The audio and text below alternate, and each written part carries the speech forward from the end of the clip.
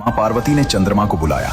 चंद्रमा शिव के सिर पर आ गए। उनकी शीतल किरणें शिव पर पड़ने लगी, लेकिन कोई असर नहीं। फिर पार्वती ने चंदन मंगवाया। शुद्ध चंदन हिमालय से लाया गया। उन्होंने खुद अपने हाथों से शिव के पूरे शरीर पर चंदन लगाया, लेकिन चंदन भी जल गया।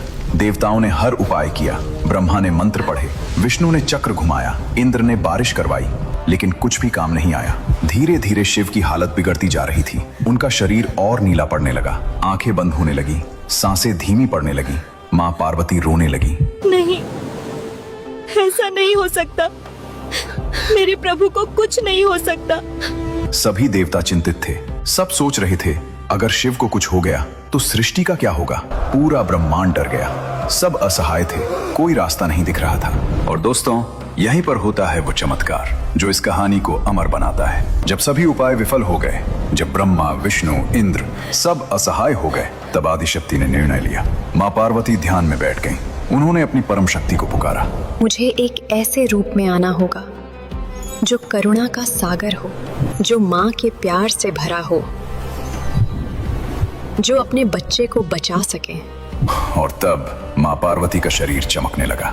नीला प्रकाश निकला, आकाश में फैल गया। बादल गरजे, बिजली चमकी। सभी देवताओं ने ऊपर देखा। वे हैरान रह गए। आकाश में एक विशाल रूप प्रकट हो रहा था। एक देवी जिसका रूप भयानक था, लेकिन आंखों में करुणा थी। और फिर प्रकट हुई महाविद्या तारा, गहरे नीले रंग की देवी। खुले बाल हवा में लहरा रहे थे। 3 आंखें चमक रही थीं। 4 हाथों में कैंची, खड़ग, कमल और खोपड़ी। जीभ बाहर निकली, गले में मुंडमाला। उनका पूरा स्वरूप भयंकर था। देवता डर गए। ये कौन है? इतना डरावना रूप? माँ पार्वती मुस्कुराई। ये मेरा ही रूप है। ये महाविद्या तारा है, तारणहार, जो बचाती हैं। तारा माँ ने शिव को देखा, उनकी हालत देखी। उनकी आंखों में करुणा के आंसू आ गए, लेकिन ये आंसू दुख के नहीं थे, ये करुणा के आंसू थे।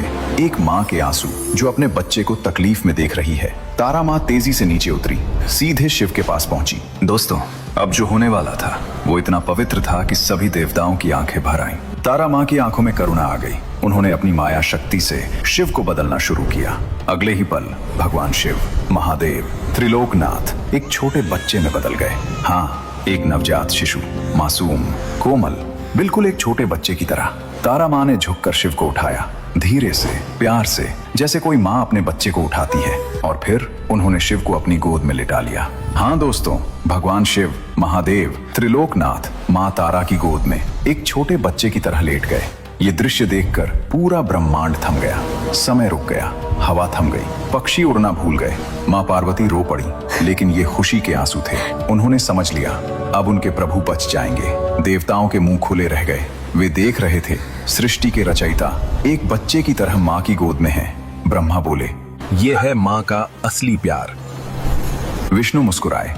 शिव भी शक्ति के बिना शव है, और शक्ति सबसे पहले माँ है। तारा माँ ने शिव के सिर को अपनी गोद में रखा। तारा माँ ने शिव के बालों को सहलाया, माथे पर हाथ रखा ठंडक पहुंचाने के लिए। शिव की आंखें बंद थीं, उनकी सांसें कमजोर थीं, लेकिन माँ की गोद में उन्हें थोड़ा आराम मिलने लगा। और फिर तारा माँ ने वो किया जो सबसे पवित्र कार्य है। उन्होंने अपना स्तन शिव के मुख में दिया। ये कोई साधारण दूध नहीं था, ये अमृत था, जीवन का रस था, करुणा का सागर था। जैसे ही वो दूध शिव के मुंह में गया, चमत्कार होने लगा। धीरे धीरे हलाहल विष का प्रभाव कम होने लगा। शिव का शरीर ठंडा होने लगा। वो जलन, वो गर्मी धीरे धीरे खत्म हो रही थी। तारा माँ लगातार दूध पिला रही थी, साथ में धीमी आवाज में मंत्र बोल रही थी। ओम ह्रीं स्त्रीं हूं फट, मेरे बच्चे। ये था मातृत्व का सच्चा रूप। कोई शर्त नहीं, कोई अपेक्षा नहीं, बस अपने बच्चे को बचाना है। कुछ देर बाद शिव की सांसें सामान्य हो गई, शरीर ठंडा हो गया, चेहरे पर शांति आ गई। हलाहल विष जो इतना भयंकर था, माँ तारा के दूध ने उसे बेअसर कर दिया। ये सच्चा अमृत था, समुद्र के अमृत से भी ज्यादा शक्तिशाली, क्योंकि ये माँ का दूध था। धीरे धीरे शिव ने आंखें खोली, माँ तारा को देखा, मुस्कुराए, एक बच्चे की मुस्कान। तारा माँ ने प्यार से शिव के माथे को चूमा। अब तुम ठीक हो बेटा, अब कोई खतरा नहीं। शिव धीरे से उठे, माँ तारा के चरणों में गिर गए। माँ, आपने मुझे बचाया, आप तारणहार हैं। तारा माँ ने शिव को उठाया, गले लगाया। तुम मेरे बच्चे हो, माँ अपने बच्चों को हमेशा बचाती है। सभी देवताओं ने आकाश से पुष्पों की वर्षा की। जय मां तारा, जय महाविद्या। ब्रह्मा बोले, माँ, आपने सृष्टि को बचाया। शिव के बिना ये सृष्टि नहीं चल सकती। विष्णु बोले, माँ, आप करुणा की सागर हैं। माँ का प्यार सबसे बड़ा है। इंद्र बोले, माँ, आपने महादेव को बचाया, मतलब हम सबको बचा। माँ पार्वती आगे आई, तारा को गले लगाया। तुम मेरा ही रूप हो। आज तुमने वो किया जो मैं नहीं कर पाई। तारा माँ ने सबको आशीर्वाद दिया। मैं हमेशा यहाँ हूँ। जब भी कोई संकट में हो, मुझे पुकारो। मैं तारणहार हूँ। ये कहकर तारा माँ अपने लोक को चली गईं, लेकिन उनकी कृपा, उनका आशीर्वाद हमेशा के लिए रह गया। देवताओं ने फिर से समुद्र मंथन शुरू किया। इस बार निकले 14 रत्न, निकला अमृत। सब कुछ ठीक हो गया, लेकिन सबसे बड़ा रत्न तो पहले ही मिल गया था, माँ तारा का प्रकट होना। दोस्तों, अब सुनिए माँ तारा की एक और अद्भुत कथा। बहुत कम लोग जानते हैं कि लंकापति रावण के वध में माँ तारा की भी बड़ी भूमिका थी। जब भगवान राम रावण से युद्ध कर रहे थे, तब रावण को ब्रह्मा का वरदान था, कोई देवता उसे नहीं मार सकता था। राम ने माँ दुर्गा की पूजा की। माँ दुर्गा ने कहा, हे राम, रावण को मारने के लिए तुम्हें एक विशेष शक्ति चाहिए। वो शक्ति है महाविद्या तारा की। राम ने माँ तारा का ध्यान किया। माँ तारा प्रकट हुई अपने विकराल रूप में, नीली देवी, 4 हाथ, 3 आंखें। माँ तारा ने कहा, तब मेरी शक्ति उस बाण में होगी। वही शक्ति रावण का वध करेगी। और ऐसा ही हुआ। जब राम ने अंतिम बाण चलाया, तो उस बाण में माँ तारा की विध्वंसक शक्ति थी। वही शक्ति रावण के हृदय में घुसी और रावण का अंत हुआ। इसलिए कहते हैं, रावण वध में माँ तारा की भूमिका बहुत महत्वपूर्ण थी।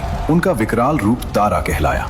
दोस्तों, अब सुनिए एक ऐसी कहानी जो हमें एक बड़ी सीख देती है। महर्षि वशिष्ठ, सप्त ऋषियों में से एक, राजा दशरथ के गुरु, भगवान राम के शिक्षक, पूरे ब्रह्मांड में उनका नाम था। लेकिन दोस्तों, एक समस्या थी। वशिष्ठ को अपने ज्ञान पर बहुत गर्व था। वे सोचते थे, मुझसे बड़ा ऋषि कोई नहीं, मैं कुछ भी कर सकता हूँ। एक दिन उन्होंने सुना 10 महाविद्याओं के बारे में, सबसे शक्तिशाली देवियां। उनमें से एक थी माँ तारा। वशिष्ठ ने सोचा, मैं माँ तारा को सिद्ध कर लूंगा, फिर सब कहेंगे वशिष्ठ कितने महान हैं।